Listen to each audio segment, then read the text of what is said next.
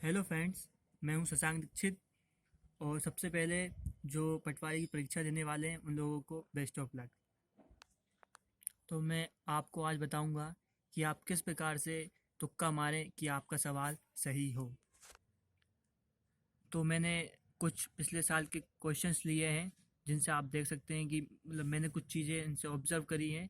आप भी यदि ये चीज़ें सीखेंगे तो आपको पटवारी परीक्षा में ज़रूर फ़ायदा होगा। यदि आप इन तरीक़ों को वहाँ पर यूज़ करेंगे तो आप निश्चय ही 100% सक्सेस होंगे। चलिए हम अब आपको ले चलते हैं क्वेश्चन की तरफ। तो हमारा पहला सवाल है, पीसीओ का पूरा नाम क्या है। क्वेश्चन क्या है, पीसीओ का पूरा नाम क्या है। सबसे पहले हम ऑप्शंस की तरफ ध्यान देते हैं। देखिए, सबसे गौर से आप देखेंगे, आप बाकी सबको छुपा लीजिए। अब देखिए शुरू में क्या है, परफेक्ट, पब्लिक, पीपुल्स, पब्लिक। तो आपको अलग ही देख के लग रहा होगा कि यहाँ पर पब्लिक पब्लिक है दोनों में। तो दोनों में सेम चीज़ें क्या है, पब्लिक। बाकी दोनों में कुछ भी सेम नहीं है। तो ए और सी तो नहीं हो सकते।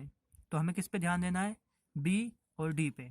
चलिए अब अगला वर्ड देखते हैं हम लोग।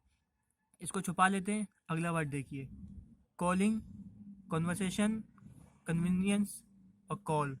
तो आप देखेंगे कि इसमें भी वैसे ही कॉलिंग और कॉल, यही दो वर्ड हैं जो सेम है, बाकी दोनों अलग अलग है। तो इसका मतलब क्या हुआ, ये और इसमें से कोई सा एक आंसर होगा। और हमने पहले वाले सबसे क्या देखा था कि बी और डी में से होगा, और इस वाले में क्या देखा, ए और डी में से होगा। तो इस प्रकार से आप समझ गए होंगे कि इसका आंसर डी होगा। अब हम बढ़ते हैं नेक्स्ट क्वेश्चन की तरफ।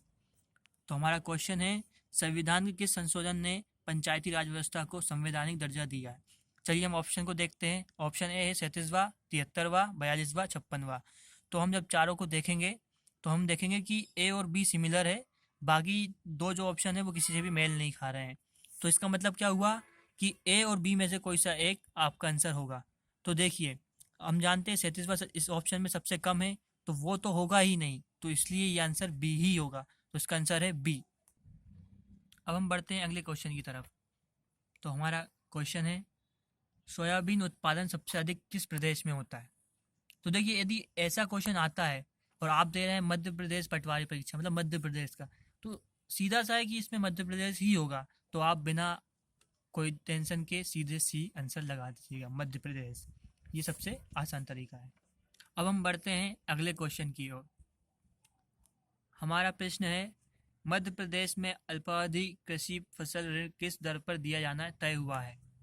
तो ऑप्शन क्या है, 11%, 5%, 8%, 9%। तो जैसा कि हम लोग जानते हैं कि होम लोन जो है वो हमारा 8 से 10% के आसपास पे दिया जाता है। और जो चूँकि कृषि जो है वो हमारा थोड़ा गवर्नमेंट से रुपए थोड़ा अनुदान दिया जाता है, तो इसका मतलब है कि 8 और 10 से कुछ कम ही उस पे ऋण पे ये हमें दिया जाता होगा। किसानों को ऋण उससे कम पर ही दिया जाता होगा। तो उसमें हम ऑप्शन देखेंगे, 11%, तो वो तो ऊपर हो गया। और 8% ये भी उसी में आ गया, 9% ये भी उसी में आ गया। उससे कम एक ही ऑप्शन है, वो है 5%।